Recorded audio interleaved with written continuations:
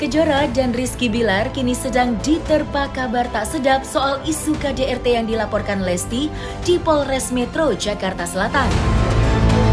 Hal itu menjadi kontroversi lantaran keputusan mengejutkan Lesti yang tiba-tiba mencabut laporannya setelah sang suaminya itu resmi ditetapkan sebagai tersangka pelaku KDRT.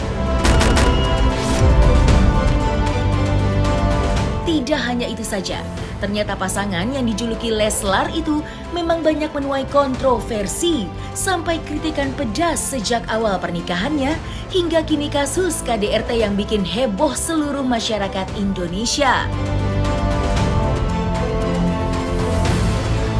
Lantas, hal kontroversi apa sajakah yang buat geger masyarakat dari pasangan Lesti dan Bilar? Berikut kami sajikan dalam 5 kontroversi rumah tangga Lesti dan Bilar yang bikin netizen kecewa.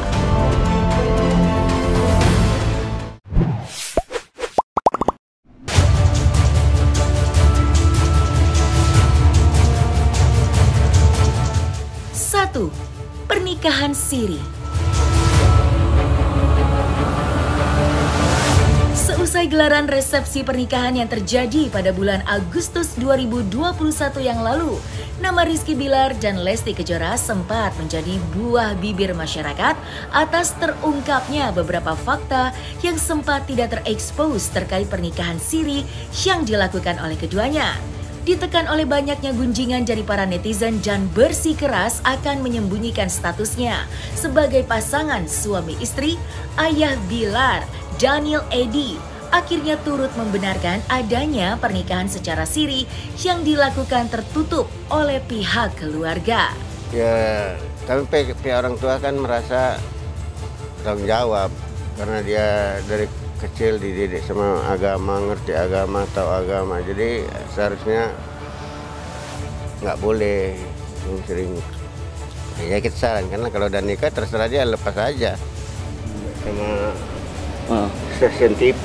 Jadi itu aja masalahnya, pandemik. Ya mundur-mundurkan itu aja, pandemik.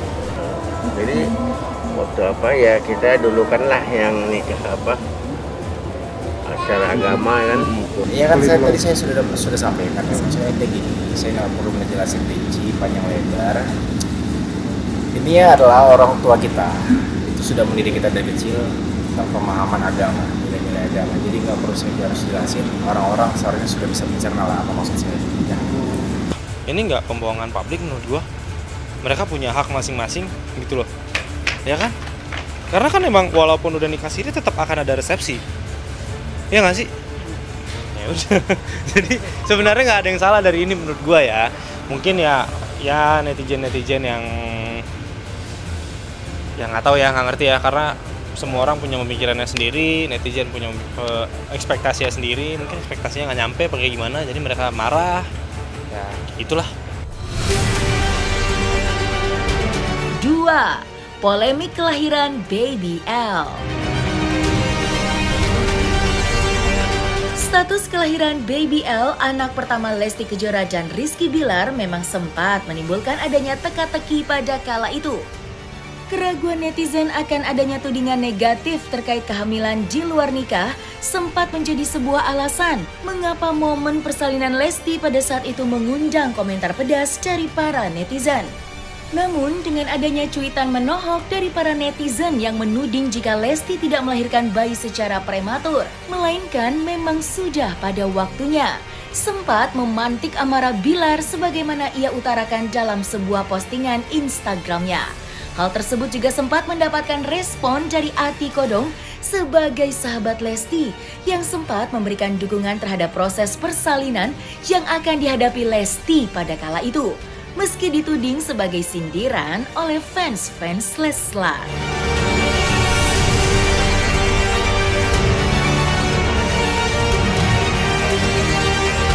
Kemarin juga si Dede klarifikasi ya, sudah saya langsung posting di Instagram saya mengucapkan selamat ya Dede, semoga lancar sampai persalinannya gitu.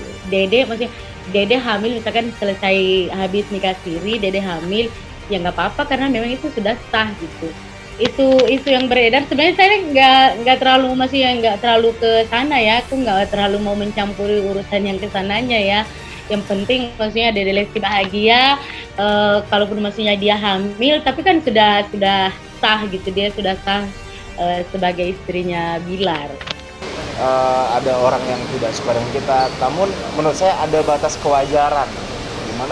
Dimana ketika kalian tidak suka, tidak harus sampai menghujat, mengancam, lalu mendoakan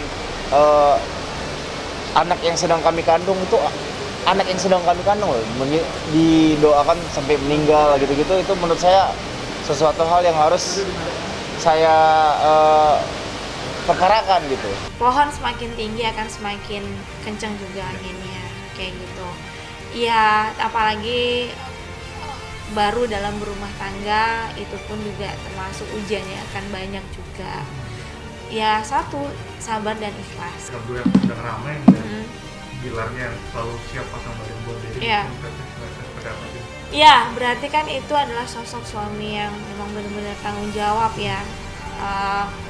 Yang memang berani pasang badan untuk pasangannya. Karena semakin banyak ujian juga ini adalah jalan Tuhan untuk menaikkan derajat kaumnya. 3. Rumah mengontrak hingga mobil pinjaman. Usai pelaporan tindak KDRT yang masih terus menjadi perbincangan hangat, satu persatu borok Rizky Bilar nampaknya mulai diungkapkan oleh publik, yang mana pada beberapa waktu lalu Ayu Thalia yang merupakan salah seorang selebgram sekaligus sales supercar perusahaan Rudy Salim turut membocorkan sikap Bilar yang kerap sewa mobil demi kepentingan konten yang dibuatnya. Selain itu juga, rumah yang menjadi tempat kejadian perkara penganiayaan yang dilakukan oleh Bilar terhadap Lesti pun nyatanya bukan milik keduanya, melainkan hanya sewa sebagai rumah singgah sementara. Hanyalah konten ya. Kalau saya di sini kan sebagai sales. Sampai sekarang pun tidak ada satu SPK yang saya tangani. Pembelian mobil dari Rizky Bilar sendiri, karena bisa dibilang Rizky Bilar itu adalah customer VVIP-nya Pak Rudy ya. Jadi kalau Kak Rizky Bilar mau beli mobil dan sebagainya itu pasti langsung ke Pak Rudy Salim sendiri, seperti itu. Cuma untuk mobil terakhir saya pernah showing Aventador Roadster tahun 2018 warna kuning waktu itu. Sempat dipinjam untuk konten, saya kurang ingat berapa lama, mungkin 2, 3, atau 4 minggu, sebulan lah ya, sekitar sebulan. Itu saya sendiri yang ngajarin cara operasional mobilnya, cara starternya, cara menaikkan lifting kitnya, lalu cara buka kacanya, cara mengoperasionalkan mobilnya seperti layaknya ya emang saya jualan Lambo. Bilar sama Lesti sendiri udah berapa lama sih Bu tinggal di setahun RT lebih? Tahun lebih. Sewa atau? Yang saya tahu sih dia ngontrak, rumahnya lagi dibetulin, tapi nggak tahu rumahnya di mana, saya nggak tahu. Setahun lebih. Setahun lebih lagi. Enggak, masih kakak mana ya? Kakak mana ya? Bintaro. 4. Cabut laporan dan kembali mesra.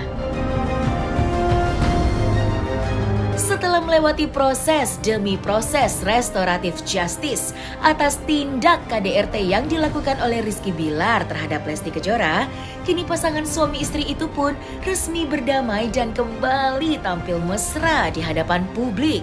Bersama-sama menyambangi Polres Metro Jakarta Selatan guna bertemu dengan pihak kepolisian hingga tokoh agama yang diwakili oleh Sekjen MUI. Secara khusus, Lesti dan Rizky Bilar pun mengutarakan permintaan maafnya kepada masyarakat Indonesia atas kegaduhan pelaporan kasus KDRT yang menimpa rumah tangga mereka.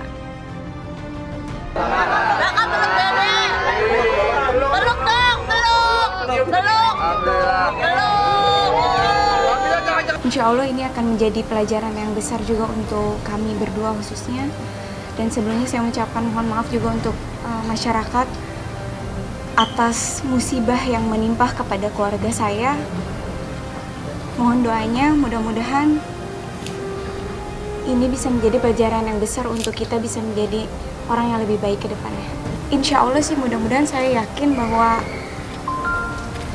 dari pengalaman ini saya juga belajar dan suami saya juga akan belajar menjadi suami yang lebih baik. Saya yakin juga beliau akan menjadi ayah yang baik juga karena kan beliau punya anak, jadi insya Allah beliau akan memberikan contoh yang baik untuk anaknya. Untuk masyarakat Indonesia, Didi mengucapkan permohonan maaf karena dari apa yang sudah terjadi, musibah ini mungkin membuat keresahan bagi masyarakat, tapi insya Allah keputusan ini keputusan yang terbaik insya Allah untuk keluarga kita. 5. Aksi boikot masyarakat. Keputusan Lesti yang mencabut laporan polisi atas tindak KDRT yang dilakukan oleh Rizky Bilar kini nyatanya banyak menimbulkan beragam komentar tak sedap, bahkan sampai hujatan dari para warganet yang geram. Hingga banyak yang memprotes dan mendesak KPI Pusat agar keduanya lebih baik diboikot dari semua tayangan pertelevisian. Hal tersebut terjadi lantaran keduanya dianggap telah mempermainkan hukum dan menciderai respek masyarakat terhadap keberanian Lesti dalam mengungkapkan tindak kejahatan KDRT. Lantas, seperti apakah respon Komisioner KPI Pusat dalam menanggapi desakan dari para warganet? Akankah hal itu bisa segera terrealisasikan? Berkaitan dengan kasus tindak pidana kekerasan dalam rumah tangga, tentunya kita bisa mengambil banyak hal, banyak hikmah dari peristiwa ini. Yang pertama, Komisi Penyiaran Indonesia telah memberikan himbauan kepada lembaga penyiaran agar tidak melakukan glorifikasi dan memberi ruang berlebih kepada pelaku KDRT. Dan ini direspon publik cukup positif, dan artinya publik hari ini mulai memiliki kesadaran kritis yang saya kira cukup luar biasa masif.